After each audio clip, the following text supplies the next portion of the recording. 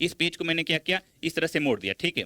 तो देखो ये जो बना ये क्या गया, ट्यूब की तरह दिखाई दे रहा है। ये क्या किसकी तरह दिखाई दे रहा है, ट्यूब की तरह दिखाई दे रहा है। इसी को क्या कर दिया मैंने, पिचका दिया, इस तरह से क्या किया, पिचका दिया। अब देखो ये जो दिखाई दे रहा है ये क्या हो गया, ये फ्लैट हो गया। इसी को हम क्या कहते हैं। हेलो बच्चों, उम्मीद करते हैं आप बहुत अच्छे होंगे। मैं हूं नीतीश आरएल श्रीवास्तव और मैं आज आपको बताने वाला हूं, पढ़ाने वाला हूं, समझाने वाला हूं एंडो मेम्ब्रेन सिस्टम के बारे में।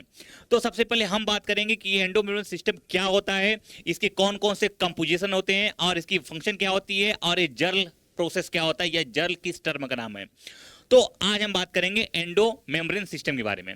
देखो हमारे सेल के अंदर क्या होते हैं, कई सारे क्या होते हैं, सेल ऑर्गेनल्स होते हैं और उसमें से कुछ ऐसे सेल ऑर्गेनल्स होते हैं जिनके फंक्शन एक दूसरे पर क्या करते हैं, डिपेंड होते हैं, एक दूसरे से क्या होते हैं, कोऑर्डिनेट होते हैं। और ऐसे सेल ऑर्गेनल्स को हम मिलाकर एंडो मेम्ब्रेन सिस्टम कहते हैं। फॉर एग्जाम्पल, किसी सेल ऑर्गेनल्स ने कोई प्रोडक्ट बनाया पी, अब वो पी प्रोडक्ट पहुंच गया किसी दूसरे सेल ऑर्गेनल्स के पास पहुंच गया। अब दूसरे सेल ऑर्गेनल्स ने क्या किया, उस पी प्रोडक्ट को कन्वर्ट कर दिया किसमें, क्यू प्रोडक्ट के अंदर कन्वर्ट कर दिया। अब ये क्यू प्रोडक्ट पहुंच गया किसी तीसरे सेल ऑर्गेनल्स के पास पहुंचा। अब तीसरे सेल ऑर्गेनल्स ने उस क्यू प्रोडक्ट को कन्वर्ट कर दिया किसमें, आर में कन्वर्ट कर दिया। अब ये आर प्रोडक्ट पहुंचा किसी चौथे सेल ऑर्गेनल्स के पास पहुंचा। अब चौथा सेल ऑर्गेनल्स हो सकता है उसको स्टोर करे या हो सकता है किसी और में क्या कर दे, कन्वर्ट कर दे।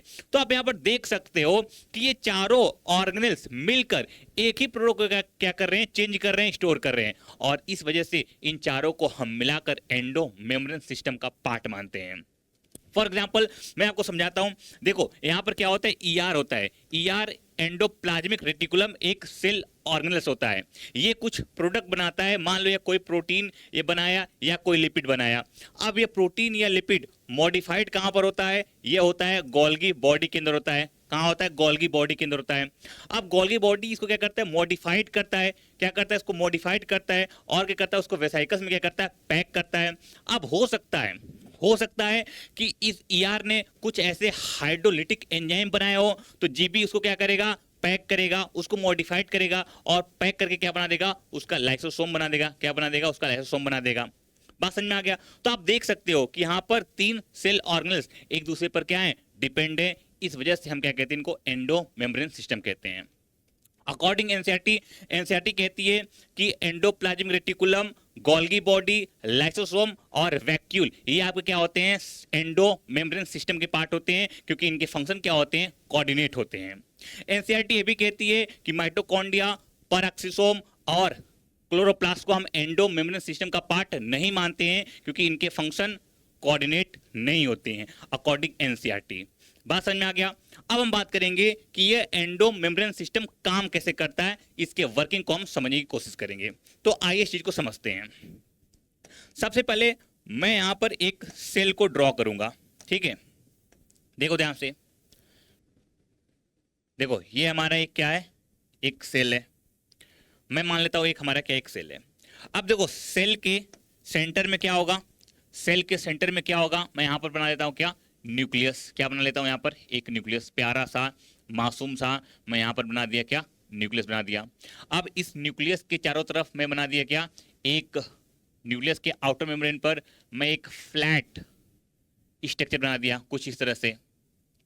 ये फ्लैट ट्यूबुलर स्ट्रक्चर है जो सेल मेम्ब्रेन के आउटर पार्ट से शुरू हो रहा है और ये कहां तक फैला रहता है, ये फैला रहता है कहां पर, ये जो न्यूक्लियस के आउटर मेम्ब्रेन से शुरू होता है और सेल मेम्ब्रेन तक ये क्या होता है, ये फैला रहता है कुछ इस तरह से, आप देख सकते हो यहां पर। और ये क्या होता है, ये फ्लैट होता है। क्या होता है, ये फ्लैट होता है। बात समझ में आ गई क्या। अब कुछ स्ट्रक्चर जो होते हैं सेल में, ये न्यूक्लियस के आउटर मेम्ब्रेन से तो निकलते हैं, लेकिन ये क्या होते हैं, ट्यूब की फॉर्म में होते हैं। किस फॉर्म में होते हैं, ये ट्यूब की फॉर्म में होते हैं कुछ इस तरह से। इनको हम ट्यूबल्स कहते हैं। क्या कहते हैं, इनको हम ट्यूबल्स कहते हैं। और ये दोनों स्ट्रक्चर को हम मिलाकर क्या कहते हैं, इनको एंडोप्लाज्मिक रेटिकुलम कहते हैं। क्या कहते हैं, इनको हम एंडोप्लाज्मिक रेटिकुलम कहते हैं। ये देखो ये क्या हो गया, ये ट्यूब जैसा क्या हो गया, स्ट्रक्चर हो गया। अब खास बात है, इसमें से ये जो स्ट्रक्चर है, ठीक है, जो फ्लैट दिखाई दे रहा है, कैसा दिखाई दे रहा है, ये कैसा दिखाई दे रहा है, आपको ध्यान रखना, ये कैसा है, ये फ्लैट है। कैसा है, ये फ्लैट है। और कैसा होता है, ये अनब्रांच होता है। जनरली कैसा होता है, ये अनब्रांच होता है। बात समझ में आया क्या। अब इसके ऊपर क्या होते हैं, बहुत सारे क्या होते हैं, दाने के समान क्या होते हैं, स्ट्रक्चर पाए जाते हैं। और खास बात है, इन दाने के समान जो स्ट्रक्चर पाए जाते हैं, इनको हम क्या कहते हैं, इनको हम क्या कहते हैं, प्यार से राइबोसोम्स कहते हैं। तो ये कुछ और नहीं क्या है, बल्कि राइबोसोम्स हैं, जो एंडोप्लाज्मिक रेटिकुलम के ऊपर क्या होते हैं, पाए जाते हैं, इसके सरफेस पर क्या होते हैं, पाए जाते हैं। ठीक है, बात समझ में आ गया। आप कहोगे सर ये तो राइबोसोम्स अगर है तो हम जानते हैं कि राइबोसोम्स क्या करता है, प्रोटीन सिंथेसिस करता है। तो मैं बोलता हूं हाँ, आप सही जानते हो, आप सही जानते हो कि राइबोसोम्स क्या करता है, प्रोटीन सिंथेसिस में हेल्प करता है। इस वजह से इसको क्या कहते हैं, प्रोटीन फैक्ट्री भी कहते हैं। तो यहाँ इसको नोट कर लेते हैं। तो ये जो स्ट्रक्चर आपको दिखाई दे रही है, ये जो स्ट्रक्चर दिखाई दे रही है, बहुत सारे डॉट डॉट स्ट्रक्चर दिखाई दे रही है, इसको हम क्या कहते हैं, इसको हम कहते हैं क्या, राइबोसोम्स। कौन सा राइबोसोम, तो ये एटीएस राइबोसोम्स होता है।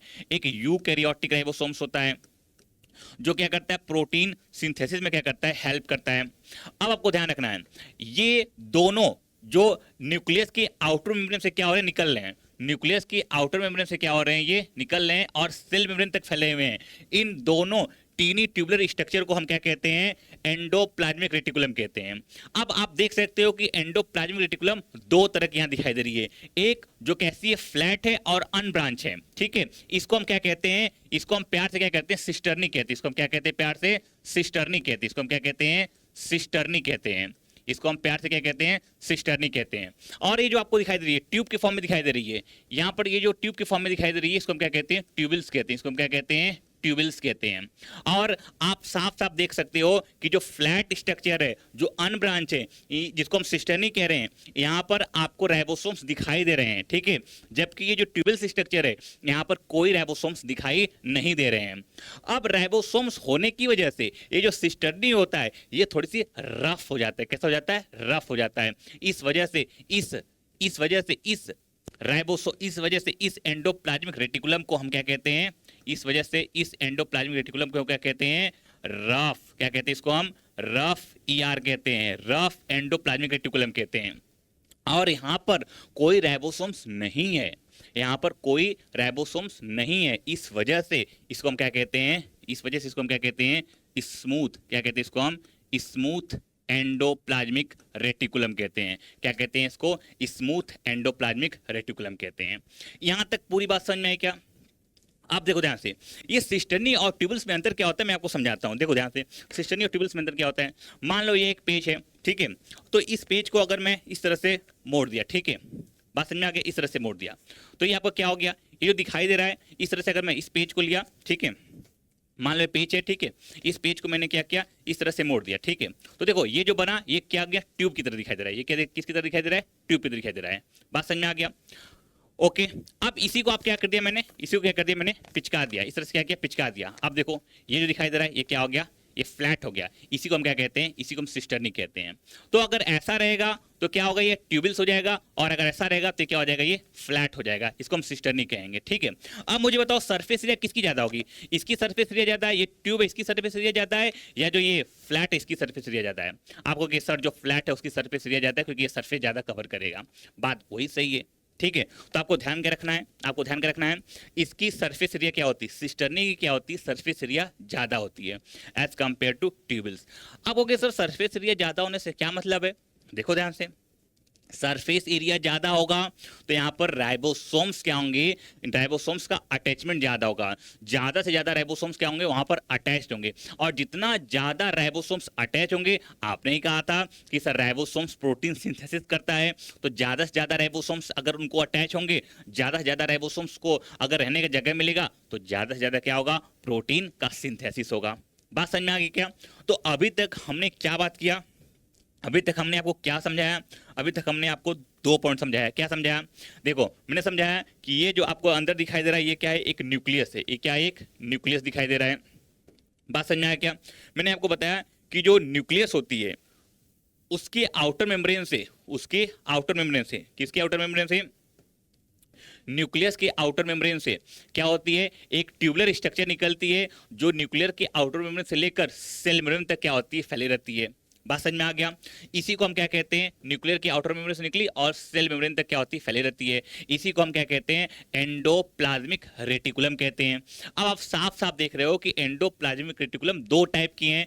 एक कैसी है, एक फ्लैट दिखाई दे रही है, कैसी दिखाई दे रही है, फ्लैट दिखाई दे रही है, ठीक है। और उसके ऊपर क्या है, कुछ दाने के समान स्ट्रक्चर पाए जाते हैं जिसको हम क्या कहते हैं, राइबोसोम्स कहते हैं। और राइबोसोम्स होने की वजह से ये खुरदुरी कैसी हो जाती है, खुरदुरी हो जाती है, रफ हो जाती है। इस वजह से इसको हम क्या कहते हैं, रफ एंडोप्लाज्मिक रेटिकुलम कहते हैं। जबकि दूसरा आप देख रहे हो, ये ट्यूब के फॉर्म में दिखाई दे रही है। किसके फॉर्म में दिखाई दे रही है, ये ट्यूब के फॉर्म में दिखाई दे रही है। यहाँ पर किसी तरह का राइबोसोम्स प्रेजेंस नहीं है। इस वजह से इसको हम क्या कहते हैं, स्मूथ एंडोप्लाज्मिक रेटिकुलम कहते हैं। यहां तक मैंने आपको दो बात समझाई। अब खास बात क्या है, खास बात यह है कि ये जो आपका कौन, ये जो आपका एंडोप्लाज्मिक रेटिकुलम है, ठीक है, ये कौन सा, रफ वाला, इसके अंदर राइबोसोम्स प्रेजेंट है। तो ये बनाता है क्या, ये बनाता है प्रोटीन। क्या बनाता है, ये बनाता है क्या, प्रोटीन बनाता है। ये बनाता है प्रोटीन। बात समझ में आ गया। ये प्रोटीन का क्या करता है, सिंथेसिस करता है। जबकि जो स्मूथ एंडोप्लाज्मिक रेटिकुलम है, इसके पास क्या होते हैं, कुछ स्पेशल एंजाइम पाए जाते हैं, कुछ स्पेशल एंजाइम पाए जाते हैं। और उस स्पेशल एंजाइम की वजह से वहां पर, यहाँ पर क्या बनता है, यहाँ पर बनता है क्या, लिपिड। क्या बनता है, यहाँ पर लिपिड बनता है। बात समझ में आ गया। लिपिड के अलावा यहाँ पर जो स्टेरॉयडल हार्मोन्स हैं, जो क्या है, स्टेरॉयडल हार्मोन्स है, जैसे कि टेस्टोस्टेरोन हो गया, एस्ट्रोजन हो गया, ठीक है, कॉर्टिसोल हो गया, वो सारे भी कहाँ बनते हैं, ये स्मूथ ईआर के अंदर बनते हैं, क्योंकि यहाँ पर ऐसे एंजाइम्स पाए जाते हैं। यहाँ तक क्लियर क्या। अब खास बात है कि ये जो प्रोटीन और ये जो लिपिड बनते हैं, ये जो प्रोटीन और ये जो लिपिड बनते हैं, ये क्या होते हैं, ये अभी फ्रेश बने हुए हैं। इनके अंदर क्या होती हैं, कुछ कमियां होती हैं। क्या होती हैं, कुछ कमियां होती हैं। अब सबसे पहले क्या होता है, इन कमियों को दूर करने के लिए इनको भेजा जाता है कहां पर, गोल्गी बॉडी के पास भेजा जाता है। कैसे भेजा जाता है, देखो समझते हैं। अब सबसे पहले क्या होता है, इस रफ ईआर का, रफ ईआर क्या करता है, अपने राइबोसोम्स के हेल्प से क्या बनाता है, यहाँ पर लेट सपोज यहाँ पर बनाया इसने, प्रोटीन बनाया। क्या बनाया इसने, प्रोटीन बनाया। अब ये प्रोटीन इसके जो रफ ईआर है, इसके ल्यूमेन में चला गया। यहाँ पर भी क्या बना, यहाँ पर कुछ एंजाइम की वजह से यहाँ पर बना क्या, लिपिड बना। यहाँ क्या बना, लिपिड बना। देखो मैं यहाँ पर लिपिड इस तरह बना रहा हूँ, ठीक है, यहाँ पर बना लिपिड बना। ये लिपिड इसके ल्यूमेन में चला गया। अब क्या होता है, यहाँ से क्या होते हैं, ये वेसाइकल्स के फॉर्म में क्या होते हैं, ये बाहर निकलते हैं। यहाँ से क्या होती है, ये वेसाइकल्स की फॉर्म में क्या होते हैं, यहाँ से ये बाहर निकलते हैं। यहाँ से भी क्या करती है, वेसाइकल की फॉर्म में क्या करती है, यहाँ से बाहर निकलते हैं। बात समझ में आ गया। अब बहुत जल्द ये वेसाइकल क्या होती है, यहाँ से ईआर से क्या होती है, अलग होती है और एक सेपरेट वेसाइकल में क्या होती है, कन्वर्ट हो जाती है। एक सेपरेट वेसाइकल्स में क्या होती है, कन्वर्ट हो जाती है। अब देखो ध्यान से, एक वेसाइकल्स के अंदर भरे हुए हैं क्या, प्रोटीन भरे हुए हैं, ठीक है। दूसरे वेसाइकल्स के अंदर क्या भरे हुए हैं, लिपिड भरे हुए हैं। क्या भरे हुए हैं, लिपिड भरे हुए हैं। तो इसके अंदर क्या भरे हुए हैं, ये जो वेसाइकल्स है क्या है, प्रोटीन कंटेनिंग वेसाइकल्स है। क्या कहते हैं इसको, इसको हम कहते हैं क्या, प्रोटीन कंटेनिंग वेसिकल्स कहते हैं, ठीक है। और ये क्या है, ये जो आपको दिखाई दे रही है क्या, ये लिपिड, क्या ये लिपिड कंटेनिंग वेसिकल्स है। बात समझ में आ गई क्या। इनको हम क्या कहते हैं, ईआर वेसिकल्स भी कहते हैं, एंडोप्लाज्मिक वेसिकल्स भी कहते हैं। अब ये वेसिकल्स कहाँ जाते हैं, अब देखो ध्यान से, कहाँ जाएंगे, तो ये जाते हैं जीबी के पास। जीबी क्या होता है, न्यूक्लियस के जस्ट पास में या ईआर के जस्ट पास में क्या होते हैं, कुछ फ्लैट स्ट्रक्चर होते हैं। क्या होते हैं, कुछ फ्लैट स्ट्रक्चर होते हैं। किस तरह से, कुछ इस तरह से, इस तरह से क्या होते हैं, कुछ फ्लैट स्ट्रक्चर होते हैं। ये देखो इस तरह से क्या होते हैं, कुछ फ्लैट स्ट्रक्चर होते हैं। और एक कई सारे होते हैं। इन फ्लैट स्ट्रक्चर को हम मिलाकर क्या कहते हैं, गोल्गी बॉडी कहते हैं। क्या कहते हैं, इनको मिलाकर गोल्गी बॉडी कहते हैं। ये देखो इस तरह से, ये न्यूक्लियस के जस्ट क्या होते हैं, या ईआर के क्या होते हैं, जस्ट पास होते हैं। अब ये जो फ्लैट सैक दिखाई दे रहा है, इनको हम क्या कहते हैं, मिलाकर सिस्टर्नी कहते हैं। इनको मिलाकर हम क्या कहते हैं, सिस्टर्नी कहते हैं। ये जो आपको फ्लैट सैक दिखाई दे रहा है, ये जो फ्लैट सैक दिखाई दे रहा है, इन सभी को हम मिलाकर क्या कहते हैं, इन सभी को मिलाकर हम क्या कहते हैं, सिस्टर्नी कहते हैं। क्या कहते हैं, सिस्टर्नी कहते हैं। बात समझ में आ गया। इनकी नंबर क्या होती है, अलग अलग गोल्गी बॉडी में क्या होती है, अलग अलग हो सकती है। अच्छा, इनके डायमीटर की बात करोगे, इनकी जो डायमीटर होती है, इनकी डायमीटर की बात करोगे तो ये लगभग आपका 0.1 0.5 से लेकर 0.5 से लेकर कितने होते हैं ये 1 माइक्रोमीटर तक ये क्या होते हैं।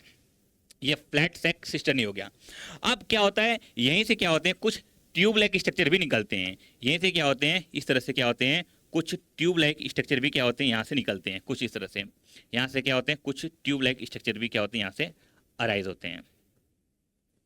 बात समझ में आ गया। तो आप यहाँ देख सकते हो, तो इनको हम क्या कहते हैं, ट्यूबल्स कहते हैं। इनको हम क्या कहते हैं, ट्यूबल्स कहते हैं। ठीक है, तो ये क्या हो गया आपका सिस्टर्नी के साथ साथ ये क्या हो गया, ट्यूबल्स हो गया। बात समझ में आ गया। अब यहीं पर क्या होते हैं, कुछ स्पेरिकल स्ट्रक्चर भी यहाँ पर प्रेजेंट होते हैं। स्पेरिकल स्ट्रक्चर भी क्या होते हैं, यहाँ पर क्या होते हैं, कुछ यहाँ पर क्या होते हैं, प्रेजेंट होते हैं। मान लो इसको, तो इसको हम क्या कहते हैं, वेसिकल्स भी कहते हैं। इसको हम क्या कहते हैं, वेसिकल्स भी कहते हैं। अब इन तीनों को मिलाकर, किसको, सिस्टर्नी, ट्यूबल्स और इस वेसिकल्स को, इन तीनों को मिलाकर एक कॉम्प्लेक्स स्ट्रक्चर बनता है। और उस कॉम्प्लेक्स स्ट्रक्चर को हम क्या कहते हैं, गोल्गी बॉडी कहते हैं। क्या कहते हैं इसको हम, गोल्गी बॉडीज कहते हैं। इसको हम लिपोकॉन्ड्रिया भी कहते हैं। इसको हम डिक्टियोसोम भी कहते हैं। क्या कहते हैं इसको हम, डिक्टियोसोम भी कहते हैं। ठीक है, तो इसके कई सारे नाम हो गए। बात समझ में आ गया। अब देखो ध्यान से, अब क्या होता है, अब ईआर से जो वेसिकल्स आए थे, ईआर से क्या होते हैं, जो वेसिकल्स आते हैं, ठीक है, वो सबसे पहले जीबी के पास जाते हैं। अच्छा, उससे पहले मैं जीबी के बारे में कुछ आपको बातें बता दूं। सबसे पहले आप ध्यान से देखो, तो जो सिस्टर्नी होते हैं, सिस्टर्नी भी 3 टाइप के होते हैं। क्या होते हैं, सिस्टर्नी भी क्या होते हैं, 3 टाइप के होते हैं। सर कौन कौन से टाइप, देखो ध्यान से। सिस्टर्नी का वो पार्ट, ये देखो सिस्टर्नी है, सिस्टर्नी का वो पार्ट जो न्यूक्लियस या ईआर के क्या होता है, करीब होता है, जो न्यूक्लियस या ईआर के क्या होता है, करीब होता है, उसको हम क्या कहते हैं, सिस पार्ट कहते हैं। क्या कहते हैं, सिस सिस्टर्नी कहते हैं। क्या कहते हैं उसको हम, सिस पार्ट या सिस सिस्टर्नी कहते हैं। बात समझ में आ गया। अब चूंकि क्या होता है, आप देख रहे हो ये पीछे थोड़ा सा क्या हुआ है, निकला हुआ है, पीछे से उभरा हुआ है, इस वजह से इसको हम क्या कहते हैं, कॉन्वेक्स पार्ट कहते हैं। क्या कहते हैं इसको हम, कॉन्वेक्स जोन या कॉन्वेक्स पार्ट कहते हैं। कॉन्वेक्स जोन या कॉन्वेक्स पार्ट कहते हैं। ठीक है, अब खास बात है, ये जो ईआर वेसिकल्स हैं, ये जो ईआर वेसिकल्स हैं, वो क्या करते हैं, धीरे धीरे क्या होते हैं, आते हैं, धीरे धीरे आते हैं, और क्या होते हैं, इस सिस्टर्नी के सिस वाले पार्ट से क्या होते हैं, आकर क्या होते हैं, अटैच हो जाते हैं। आकर क्या होते हैं, अटैच हो जाते हैं, कुछ इस तरह से। देखो ये भी आकर अटैच हुआ, और ये भी क्या हुआ, आकर क्या हुआ, अटैच हुआ। ये देखो ये भी आकर क्या हुआ, अटैच हुआ। अब इसके अंदर क्या भरा हुआ है, इसके अंदर क्या भरा हुआ है, इसके अंदर वही, ठीक है, इसके अंदर लिपिड हो गया, और इसके अंदर क्या हो गया, प्रोटीन, ये दोनों भरे हुए हैं। ठीक है, तो ये जो आपके ईआर वेसिकल्स हैं, वो सिस्टर्नी से आकर क्या होते हैं, अटैच होते हैं। किसके लिए अटैच होते हैं, ये क्या होते हैं, उनका मैच्योरेशन के लिए क्या होते हैं, आकर अटैच होते हैं। इस वजह से ये जो जोन दिखाई दे रहा है, इस कॉन्वेक्स पार्ट को हम एक और नाम देते हैं, इसको हम क्या कहते हैं, इसको फॉर्मिंग जोन कहते हैं। क्योंकि ये बनने के लिए तो आए हैं, ठीक है, ये मॉडिफाइड होने के लिए तो आए हैं, इस वजह से इसको क्या कहते हैं, फॉर्मिंग जोन या फॉर्मिंग पार्ट या फॉर्मिंग सिस्टर्नी कहते हैं। बात समझ में आया क्या। अब ये जो बीच का पार्ट दिखाई दे रहा है, ठीक है, ये जो बीच के सिस्टर्नी है, ठीक है, इन दोनों को हम क्या कहते हैं, इन दोनों सिस्टर्नी को हम क्या कहते हैं, मीडियन सिस्टर्नी कहते हैं। क्या कहते हैं इसको हम, मीडियन सिस्टर्नी कहते हैं। क्या कहते हैं इसको, मीडियन सिस्टर्नी कहते हैं। ठीक है, क्या कहते हैं इसको, मीडियन सिस्टर्नी कहते हैं। और ये जो टर्मिनल के 2 सिस्टर्नी होते हैं, ये जो टर्मिनल के सिस्टर्नी होते हैं, इसको हम क्या कहते हैं, इसको देखो ध्यान से, चूंकि ये मेम्ब्रेन के पास है, क्या ये मेम्ब्रेन के पास है, इस वजह से इसको हम क्या कहते हैं, ट्रांस जोन कहते हैं या ट्रांस सिस्टर्नी कहते हैं। अब ये अंदर की तरफ थोड़ा सा क्या होता है, धसा होता है, इस वजह से इसको हम क्या कहते हैं, कॉनकेव जोन या कॉनकेव सिस्टर्नी कहते हैं। क्या कहते हैं इसको हम, कॉनकेव जोन या कॉनकेव सिस्टर्नी कहते हैं। अब चूंकि यहाँ से वेसाइकल्स मेच्योर होकर बाहर निकलते हैं, यहाँ से वेसाइकल्स मेच्योर होकर बाहर निकलते हैं, इस वजह से इसको हम क्या कहते हैं, इसको हम मेच्योर सिस्टर्नी भी कहते हैं, या मेच्योरेशन पार्ट भी हम इसको क्या कहते हैं। ठीक है, इसको मेच्योर सिस्टर्नी या मेच्योरेशन पार्ट भी हम यहाँ पर कहते हैं। ये गोल्गी बॉडी के बारे में मैंने आपको बात बताई।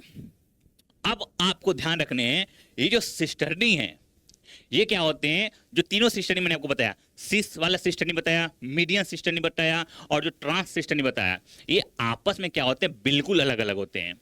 ये एक दूसरे से ज्वाइंट होते हैं, क्या होते हैं, एक दूसरे से क्या होते हैं, कनेक्टेड होते हैं, लेकिन आपस में क्या होते हैं, बिल्कुल अलग होते हैं। ठीक है, सबके पास अपनी स्पेसिफिक एंजाइम होती है। सीस के पास अपनी अलग स्पेसिफिक एंजाइम होती है, मीडियन सिस्टर्नी के पास अपनी अलग एंजाइम होती है, और ये जो ट्रांस सिस्टर्नी है, ठीक है, या मैच्योरेशन सिस्टर्नी है, इसके पास अपनी अलग एंजाइम और अलग एक्टिविटी होती है।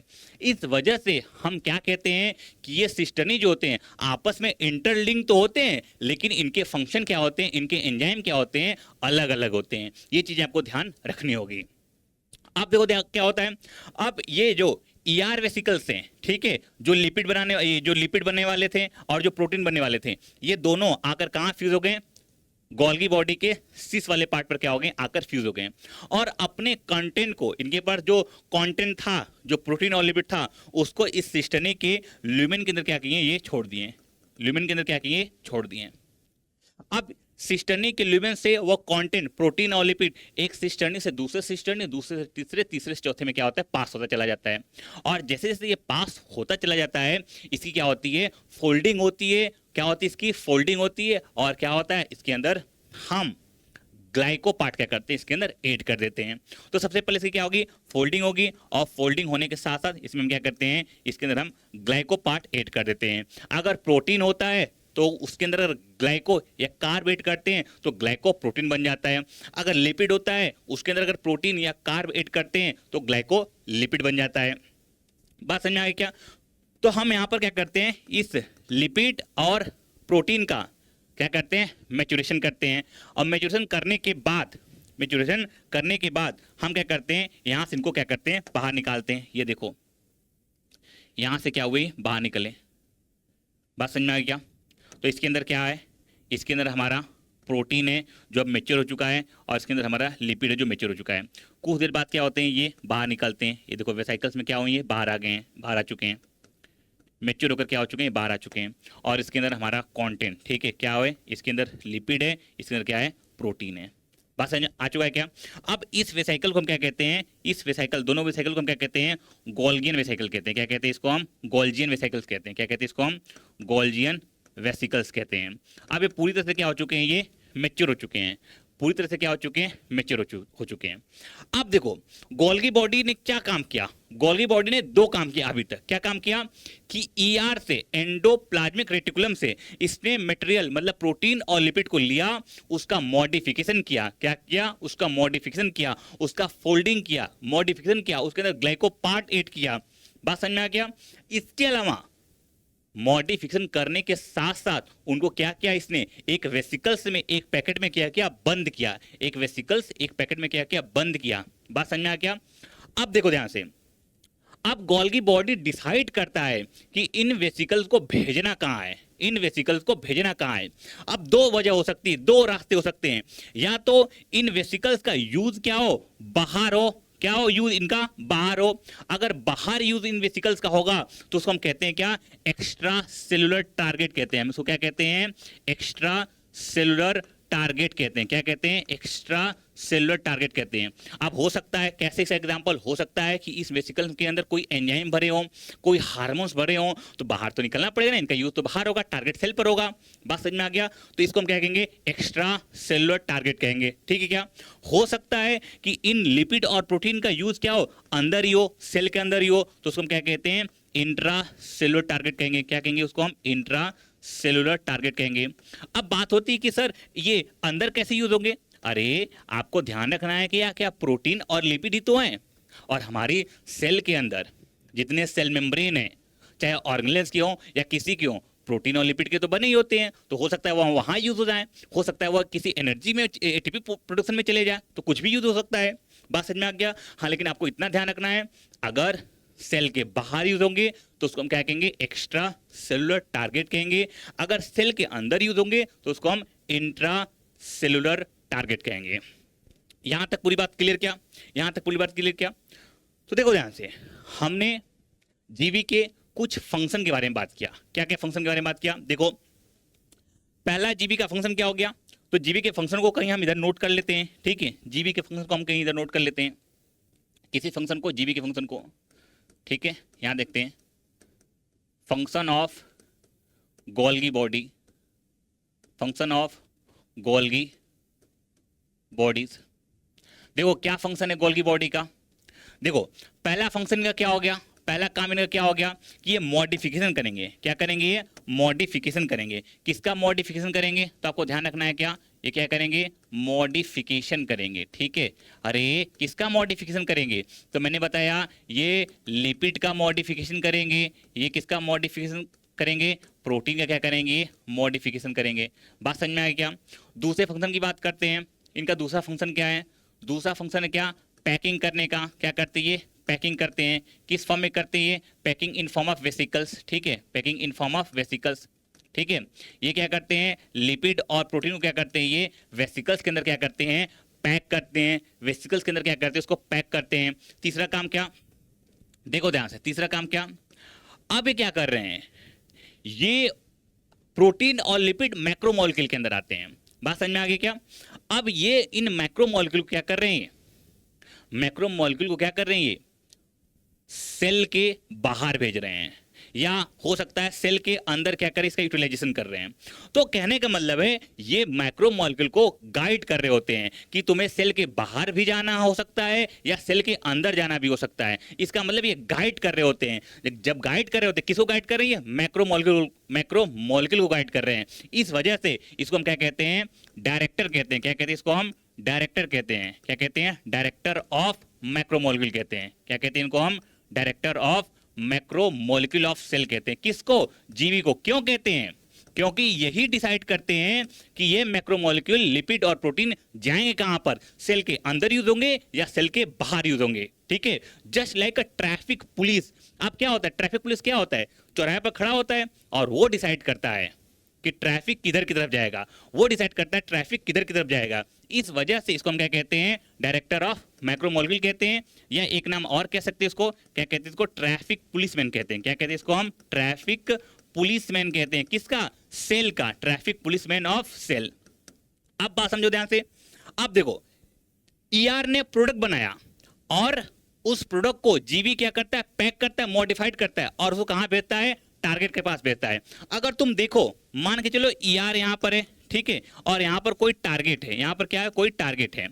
अब बात समझो ध्यान से, इस ईआर और टारगेट के बीच में कौन आ रहा है, जीवी आ रहा है। जीवी ईआर से मटेरियल को ले रहा है और टारगेट तक पहुंचा रहा है। तो कहीं ना कहीं ऐसा लग रहा है कि ये जो जीवी है वो मिडिल मैन की तरह काम कर रहा है। किसकी तरह काम कर रहा है, मिडिल मैन की तरह काम कर रहा है। इसी वजह से हम क्या कहते हैं, जीवी को एक नाम और दे देते हैं। क्या नाम देते हैं, इसको हम क्या कहते हैं, मिडिल मैन ऑफ सेल कहते हैं। क्या कहते हैं इसको हम, मिडिल मैन ऑफ सेल। ध्यान रखना, मिडिल मैन ऑफ सेल कहते हैं। तो ये जीवी के कई सारे नाम मैंने आपको बता दिया। क्या क्या बताया, कि इसको डायरेक्टर ऑफ मैक्रोमोलेक्यूल कहते हैं। क्यों कहते हैं, कि मोलेक्यूल को डिसाइड करता है भेजना कहाँ है। दूसरा, इसको ट्रैफिक पुलिस ऑफ सेल कहते हैं। क्यों, फिर से, क्योंकि यही मोलेक्यूल को डिसाइड करता है कि भेजना किधर है, सेल के बाहर या सेल के अंदर। तीसरा, इसको मिडिल मैन ऑफ सेल कहते हैं। क्यों कहते हैं, क्योंकि यह ईआर और टारगेट के बीच में क्या करता है, एक मीडिएटर का काम करता है। बात समझ में आ गई क्या। तो इसके कई सारे मैंने आपको नाम बता दिए। एक और फंक्शन है, मैंने आपको बताया कि ये जीवी क्या करता है, अगर प्रोटीन होता है, क्या होता है, प्रोटीन होता है, उसके अंदर ये कार्ब ऐड कर देता है, कार्ब या ग्लाइकोजन ऐड कर देता है। जैसे ये कार्ब या ग्लाइकोजन ऐड करता है, ये बनता है क्या, ग्लाइकोप्रोटीन। क्या बनता है, ये ग्लाइकोप्रोटीन बनता है। बात समझ में आया क्या। अब जैसे ये लिपिड के अंदर, जैसे ये लिपिड के अंदर ग्लाइको ऐड करता है, तो स्ट्रक्चर क्या बनता है, ग्लाइकोलिपिड बनता है। क्या बनता है, ग्लाइकोलिपिड बनता है। अब खास बात है, ये ग्लाइकोलिपिड और ग्लाइकोप्रोटीन बनने का प्रोसेस ग्लाइकोसिडेशन कहलाता है। क्या कहलाता है, ये ग्लाइकोसिडेशन कहलाता है। तो एक फंक्शन इसका योग भी हो गया, क्या, ग्लाइकोसिडेशन कराता है। कौन कराता है, जीबी कराता है। क्या कराता है, ग्लाइकोसिडेशन कराता है। तो आपको ध्यान रखना है, क्या, ये क्या कराता है, ग्लाइकोसिडेशन कराता है। अब आपसे पूछा जाएगा, क्या पूछा जाएगा, कि ग्लाइकोसिडेशन का साइट कौन सा है। तो आप क्या बताओगे, जीबी, गोल्गी बॉडी बताओगे। क्या बताओगे, गोल्गी बॉडी क्या है, साइट ऑफ ग्लाइकोसिडेशन है। यहाँ पर क्या बनता है, यहाँ पर ग्लाइकोप्रोटीन और ग्लाइकोलिपिड बनता है। ठीक है, इतनी बातें आपको ध्यान रखनी होगी। इसके अलावा जीबी और क्या काम करता है, मैंने कहा जीबी जो होता है वो कार्बोहाइड्रेट बनाता है। क्या बनाता है, कार्बोहाइड्रेट बनाता है। अब आपको ध्यान रखना है, हमारी जो सेल वॉल होती है, क्या होती है, जो सेल वॉल होती है उसके अंदर मेन कंपोनेंट जो है, क्या है, मेन कंपोनेंट जो है वह क्या है, कार्बोहाइड्रेट ही है। और कार्बोहाइड्रेट बनाने का काम किसका है, गोल्गी बॉडी का है। कार्बोहाइड्रेट बनाने का काम किसका है, गोल्गी बॉडी का है। ठीक है, इस वजह से हम क्या कहते हैं कि ये जो गोल्गी बॉडी है वो सेल वॉल बनाने में भी क्या करता है, हेल्प करता है। सेल वॉल बनाने में क्या करता है, ये हेल्प करता है। बात समझ में आ गई क्या। एक लास्ट फंक्शन, प्लांट के अंदर क्या बनता है, सेल प्लेट बनता है। प्लांट के अंदर क्या बनता है, सेल प्लेट बनता है, जिसका डिस्कशन हम आगे करेंगे। तो ये प्लांट के अंदर सेल प्लेट बनाने में भी क्या करता है, ये हेल्प करता है। तो मैंने ये जीबी के आपके काम समझा दिए। ठीक है, अब थोड़ी सी बात फिर से थोड़ी सी ईआर पर करते हैं। ये सारे गोल्गी बॉडी की बातें यहां पर हो चुकी हैं।